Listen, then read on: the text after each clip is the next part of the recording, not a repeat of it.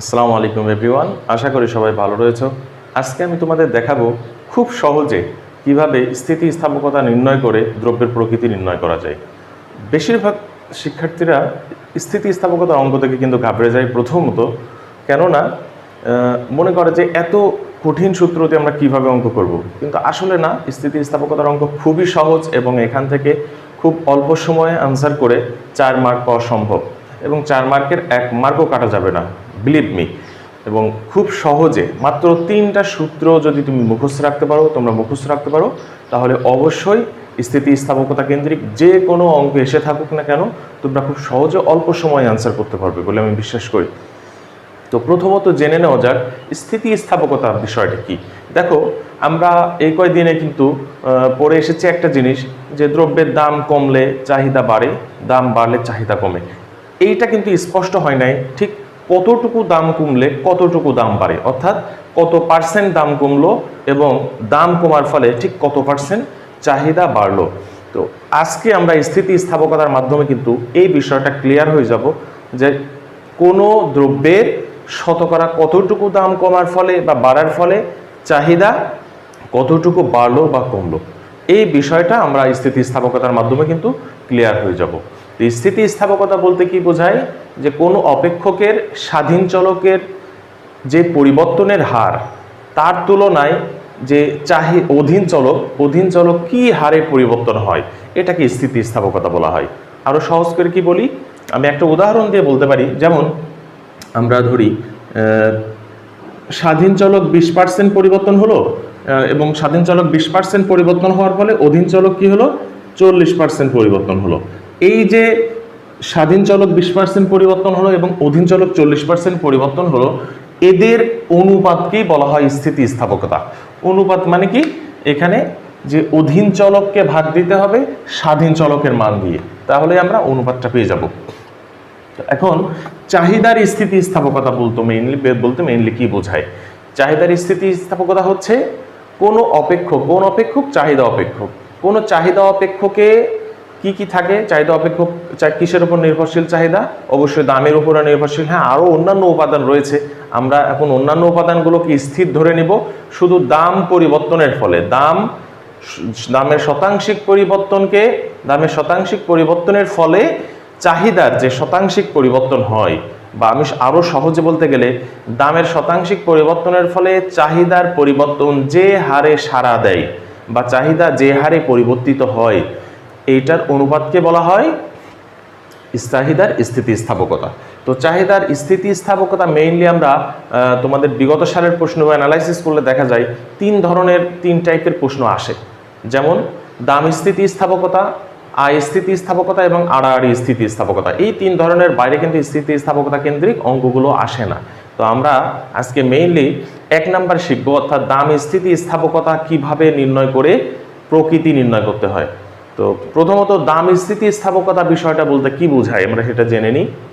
দাম স্থিতিস্থাপকতা হচ্ছে কোনো দ্রব্যের দামের পরিবর্তনের ফলে, দামের শতাংশিক পরিবর্তনের ফলে চাহিদার যে শতাংশিক পরিবর্তন হয়, তাকে বলা হয় দাম স্থিতিস্থাপকতা। অর্থাৎ আমি সহজে কি মনে রাখবো, যে দাম পরিবর্তনের ফলে চাহিদার পরিবর্তন হয়, এটাই হচ্ছে চাহিদার স্থিতিস্থাপকতা। আর আয় বা আড়াআড়ি ওটা আমি পরবর্তী ক্লাসে ভেঙে বুঝাই দেবো। তো আজকে আমরা দাম স্থিতিস্থাপকতা সম্পর্কে ডিটেলস দেখে নেব, যে এই কেন্দ্রিক কি ধরনের অঙ্ক বিগত সালে এসে থাকে, আমি এগুলো তোমাদের দেখাই দেবো। তো দাম স্থিতিস্থাপকতার প্রকাশ করা হয় ইপি দ্বারা। হ্যাঁ, কখনো কখনো এটা কিন্তু ইডি দ্বারা প্রকাশ করা হয়, কেননা চাহিদার স্থিতিস্থাপকতা বলতে মেইনলি দাম স্থিতিস্থাপকতাকেই নির্দেশ করে। তো আমরা এটা যে কোনোভাবে ডিনোট করতে পারি, যে ইলাস্টিসিটি অফ ডিমান্ড অথবা ইলাস্টিসিটি অফ প্রাইস। তাহলে price elasticity of demand is equal to, এই সূত্রটা আমরা মনে রাখবো, del q by del p into p by q. এই সূত্রটা কিভাবে গঠিত হয়েছে সেই বিষয়ে আমি ডিটেলস আজকে যাব না। যদি কারো বুঝতে কোনো অসুবিধা থাকে তাহলে কমেন্টসে জানিও, আমি তোমাদের পরবর্তী আরেকটি ক্লাস নিয়ে নেব যে কিভাবে এই সূত্রগুলো গঠন করা হয়। তো অঙ্ক করার সুবিধার্থে তোমরা সূত্রগুলো মুখস্থ করে নাও, যে del q by del p into p by q. এখন আমাদের জেনে নিতে হবে যে এখানে ডেল কিউ দ্বারা কি বোঝায়। ডেল কিউ দ্বারা বোঝায়, আমি লিখলাম না, তোমরা নোটস করে নিও। ডেল কিউ দ্বারা বোঝায় চাহিদার পরিমাণের পরিবর্তন, চাহিদার পরিমাণের পরিবর্তন। ডেল পি দ্বারা কি বোঝায়? দামের পরিমাণের পরিবর্তন। ডেল পি দ্বারা বোঝায় দামের পরিমাণের পরিবর্তন। এখন আর কি কি আছে? পি আছে এবং কিউ আছে। পি দ্বারা বোঝায় প্রাথমিক দাম এবং কিউ দ্বারা বোঝায় প্রাথমিক চাহিদা। এগুলো আপাতত তোমরা নোটস করে নিও যে দামের পরিবর্তন, আমি এখানে সংক্ষেপে লিখে দিই তোমাদের অনেকের সুবিধা হবে। চাহিদার পরিবর্তন, চাহিদার পরিবর্তন, দামের পরিমাণের পরিবর্তন, আমি শুধু পরিবর্তন লিখলাম।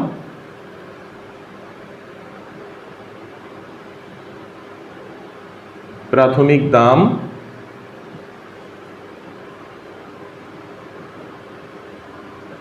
প্রাথমিক চাহিদা। তো এই সূত্রটা কিন্তু তোমাকে সবসময় মনে রাখতে হবে। এই সূত্র জানা না থাকলে তুমি স্থিতিস্থাপকতার অঙ্ক করতে পারবে না। খুব সহজে মনে রাখো কি, del q by del p into p by q. খুব সহজে এটা কিন্তু তোমাকে সবসময় মুখস্থ রাখতে হবে। এবং আমরা জানি বীজগণিত অঙ্কের মতো কিন্তু এই অর্থনীতির কিছু কিছু অঙ্ক রয়েছে যেগুলো বীজগণিতিক নিয়মে করতে হয়, এবং এগুলোর জন্য সূত্র কিন্তু আমাদের খুব সুন্দরভাবে মুখস্থ রাখতে হবে। তো এখানে কি বললাম, ED or EP is equal to del q by del p into p by q. তাহলে কোনটা দ্বারা কি বোঝায় আমি সাইডে নোটস দিয়েছি, এগুলো তোমরা খুব সুন্দরভাবে নোটস করে নিও। এখন এই সূত্রের মাধ্যমে আমরা স্থিতিস্থাপকতা নির্ণয় করে ফেললাম। এখন দ্রব্যটা কোন প্রকৃতির হবে, প্রকৃতিটা আমরা কিভাবে নির্ণয় করব? দেখো, দ্রব্য দাম স্থিতিস্থাপকতার ক্ষেত্রে আমরা কোনটা করছি আজকে? দাম স্থিতিস্থাপকতা। দাম স্থিতিস্থাপকতার ক্ষেত্রে দ্রব্যের প্রকৃতি কয়েক রকম হতে পারে। যেমন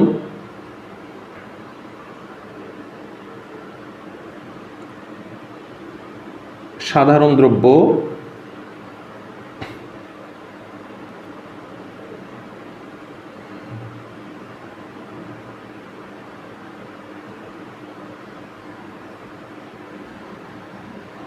নিত্য প্রয়োজনীয় দ্রব্য,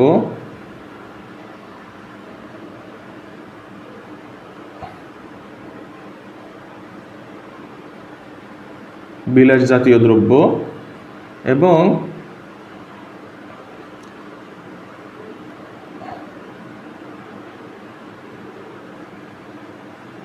আবশ্যকীয় বা অত্যাবশ্যকীয়, এখানে ভালো হবে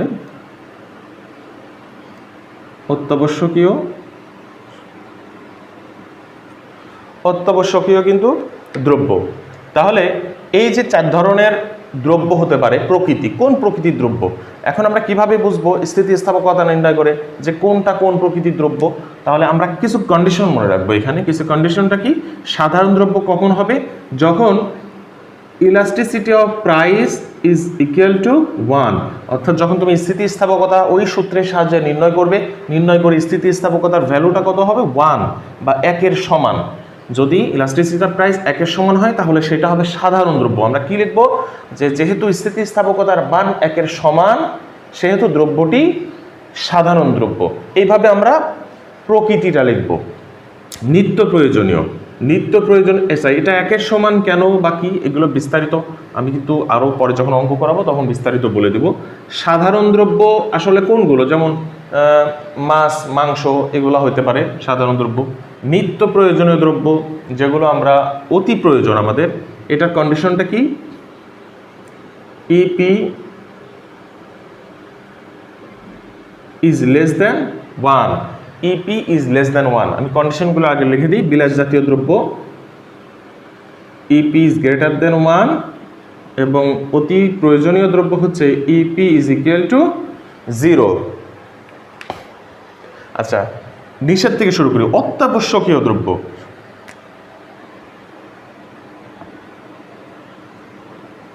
অত্যাবশ্যকীয় দ্রব্য বলতে কি বোঝায়? যেমন ঔষধ হতে পারে বা লবণ হতে পারে, মরিচ হতে পারে। দেখো, যদি কোনো দ্রব্যের দাম কমে যায়, ঔষধের দাম যদি কমে যায়, আমরা কি ওষুধ বেশি খাবো? না, ওষুধ বেশি খাবো না। কারো গ্যাস্ট্রিকের সমস্যা থাকতে পারে, গ্যাসের ট্যাবলেটের দাম হয়তো অনেক কমে গেল, তাহলে সে এখন 2টার জায়গায় কি 5টা খাবে বা 1টার জায়গায় 3টা খাবে? না, অবশ্যই খাবে না। লবণের দাম যদি কমে যায়, লবণের দাম কমে গেলে কি সে অবশ্যই আগের থেকে কিছু পরিমাণ তরকারিতে বেশি খাবে? খাবে না। তাহলে কি হয় যে দামের উপরে কিন্তু এই অত্যাবশ্যকীয় দ্রব্যের চাহিদা নির্ভর করে না, এই জন্য এর স্থিতিস্থাপকতার মান কি হয়, 0 হয়। বিলাস জাতীয় দ্রব্যের ক্ষেত্রে স্থিতিস্থাপকতার মান সবসময় 1-এর থেকে বেশি হবে। কেন বেশি হবে? যেমন দেখো, আমরা কুরবানি ঈদের সিজনে কিন্তু ফ্রিজের দাম কম হয়, অর্থাৎ ছাড় দেওয়া হয়। এই যে ছাড়ের সময় কিছু মানুষ আছে কি যে ওই সময় বেশি বেশি কেনাকাটা করে, টিভির দাম, ফ্রিজের দাম, এরকম অনেক প্রয়োজনীয় বিলাস জাতীয় যেগুলো আমরা ঘর সাজাতে ব্যবহার করি, তাহলে এই জিনিসগুলোর কিন্তু দাম অল্প কমলে মানুষ কেনাকাটার পরিমাণ বাড়াই দেয়, ঝুঁকিটা বাড়ে। এজন্য কি হয়, এটা স্থিতিস্থাপকতার মান 1-এর থেকে বেশি হয়। নিত্য প্রয়োজনীয় দ্রব্য কোনগুলো? নিত্য প্রয়োজনীয় চাল, ডাল বা আনুষঙ্গিক যেগুলো তেল আছে, এইগুলো নিত্য প্রয়োজনীয় দ্রব্য। এই নিত্য প্রয়োজনীয় দ্রব্যের ক্ষেত্রে কি হয়, যে দাম কমে গেল, দাম কমে গেলে মানুষের কেনাকাটার পরিমাণ অল্প কিছু বাড়ে, অর্থাৎ বাড়ে না এমনটা না, বাড়ে কিন্তু খুব কম পরিমাণ। এই জন্য এটার নিত্য প্রয়োজনীয় দ্রব্যের ক্ষেত্রে কি হয়, স্থিতিস্থাপকতার মান 1-এর থেকে কম হয়। তাহলে আশা করা যায় এগুলো বুঝতে পেরেছো। প্রত্যেকটা অঙ্ক করে বুঝাইতে পারলে সুবিধা হতো, তো ভিডিওটা অনেক বড় হয়ে যাবে। আচ্ছা, এই যে 4টা কন্ডিশন, এই 4টা কন্ডিশন যদি তোমাদের মনে রাখতে অসুবিধা হয় তাহলে সহজে 2টা কন্ডিশন মনে রাখবা। এই 4টা কন্ডিশন মনে রাখতে অসুবিধা হলে তোমাদের জন্য 2টা কন্ডিশন কি? একটা হচ্ছে দ্রব্যটা স্থিতিস্থাপক কিনা অথবা অস্থিতিস্থাপক কিনা। এখন তোমাদের প্রশ্ন জাগতে পারে যে স্থিতিস্থাপক বলতে কি বোঝায় এবং অস্থিতিস্থাপক বলতে কি বোঝায়। স্থিতিস্থাপক বলতে কি বোঝায়? কোনো দ্রব্যের দামের পরিবর্তনের তুলনায় চাহিদার পরিবর্তন যদি বেশি হয়, অর্থাৎ দাম 20% পরিবর্তন হলো, চাহিদার পরিবর্তন 50% বা 70%, অর্থাৎ দামের পরিবর্তনের তুলনায় চাহিদার পরিবর্তন যদি বেশি হয়, সেই দ্রব্যটা হবে স্থিতিস্থাপক দ্রব্য। এবং অস্থিতিস্থাপক বলতে কি বোঝায়? দামের পরিবর্তনের তুলনায় চাহিদার পরিবর্তন কম, অর্থাৎ দাম 20% পরিবর্তন হয়েছে, চাহিদা 5% পরিবর্তন হয়েছে, তাহলে এটাকে বলা হয় অস্থিতিস্থাপক দ্রব্য। তাহলে আমরা কন্ডিশন মনে রাখবো কি, স্থিতিস্থাপক হবে কখন? স্থিতিস্থাপক হবে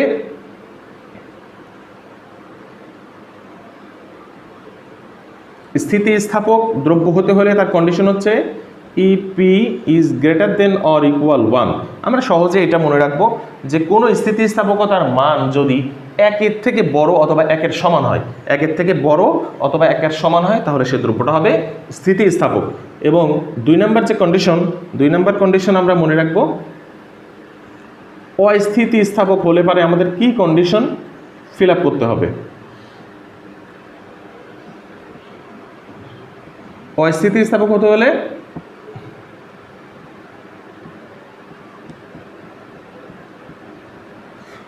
কোনো দ্রব্যের স্থিতিস্থাপকতার মান যদি 0-এর থেকে বড় হয়, 1-এর থেকে ছোট হয়, 0-এর থেকে বড়, 1-এর থেকে ছোট, 1-এর সমান হলে তো স্থিতিস্থাপক হবে। এজন্য 1-এর থেকে ছোট, 1-এর থেকে ছোট বলতে কি বোঝায়? হতে পারে 0.50, হতে পারে 0.33, যদি এরকম হয়, অর্থাৎ 0-এর থেকে বড়, এগুলো কিন্তু 0-এর থেকে বড়, 0-এর সমান হবে না, 0-এর থেকে বড় এবং 1-এর থেকে ছোট যদি হয়, তাহলে সেই দ্রব্যটা হবে অস্থিতিস্থাপক। তাহলে তোমার যদি উপরে 4টা কন্ডিশন মনে রাখতে অসুবিধা হয়, তাহলে মনে রাখবা 2টা কন্ডিশন।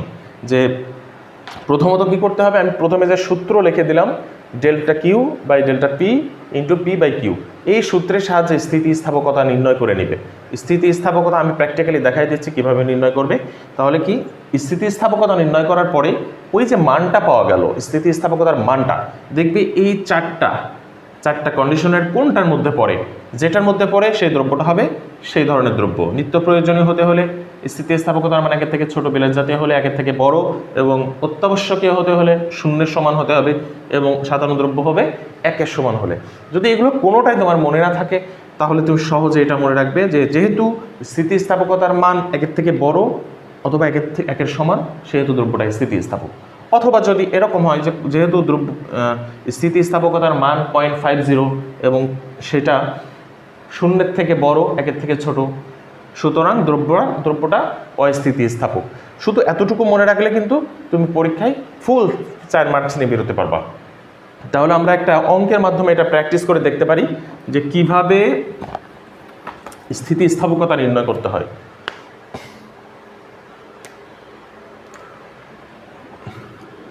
যেমন একটা অঙ্ক দেওয়া আছে এরকম, কোনো দ্রব্যের দাম 10 টাকার থেকে কমে 9 টাকা হলো, 10 টাকার থেকে কমে 9 টাকা হলো, চাহিদা বেড়ে কি হলো, 100 একক থেকে 110 একক হয়ে গেল।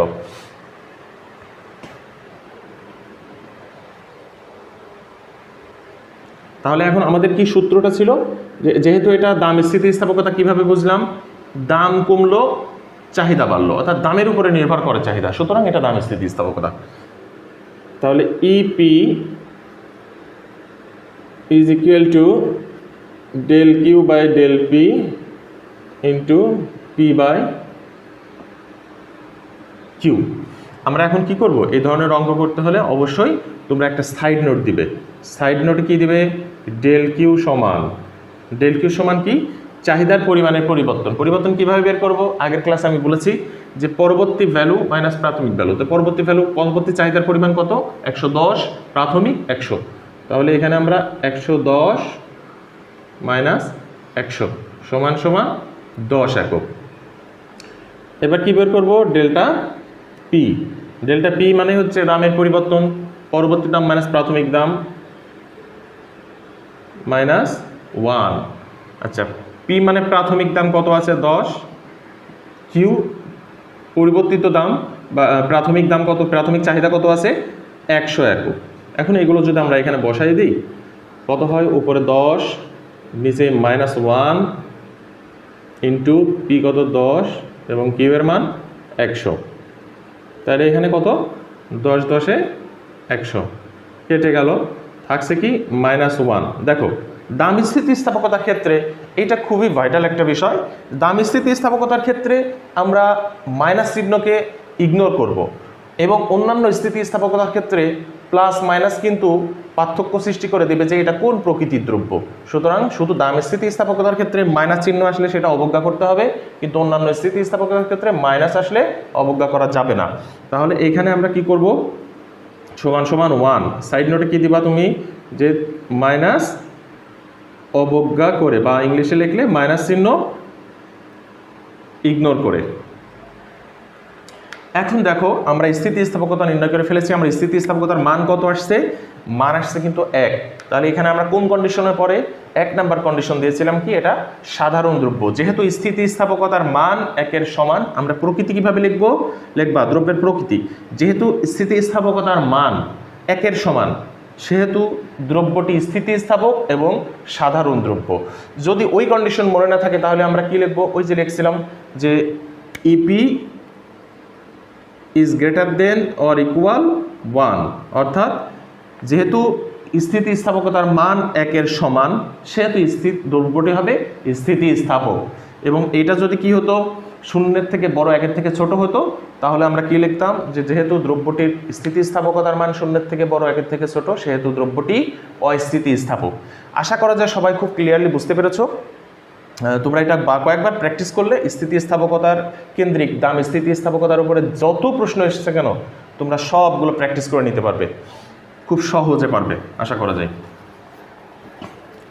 আমি তোমাদের কিছু হিন্টস দিয়ে দিচ্ছি, তোমরা এইটা শিখে বাসায় কিন্তু বিগত সালের কোশ্চেনগুলো সব কমপ্লিট করে ফেলবে, দেখবে তাহলে আর এর বাইরে কোনো প্রশ্ন আসে না। যেমন Barishal board 2019, Jessore board 2019, Barishal board, Rajshahi board 2019, Sylhet board 2019, Dhaka board 2017, Barishal board 17, Rajshahi, এরপরে হচ্ছে Dinajpur board 17, Dhaka board 16, Comilla board 16, Sylhet board 16, Barishal board 16। এছাড়াও আরও কিছু প্রশ্ন এসেছে, আমি সবগুলো উল্লেখ করিনি এখানে। এইগুলো প্রত্যেকটা প্রশ্নে তোমরা ঘ নাম্বারে দেখবে দ্রব্যের প্রকৃতি নির্ণয় করো, কিভাবে স্থিতিস্থাপকতা নির্ণয় করে দ্রব্যের প্রকৃতি নির্ণয় করো। আমি আজকে যে ক্লাসটা নিলাম প্রত্যেকটা প্রশ্ন একই রকম, তোমরা প্র্যাকটিস করো, দেখবে তোমাদের কাছে অর্থনীতি এই স্থিতিস্থাপকতা কেন্দ্রিক যতগুলো প্রশ্ন আছে সব পানির মতো হয়ে যাবে ইনশাআল্লাহ। তো পরবর্তী ক্লাসে তোমাদের সঙ্গে দেখা হচ্ছে স্থিতিস্থাপকতা ক্লাসের পরবর্তী পার্ট নিয়ে। টিল দেন, আল্লাহ হাফেজ।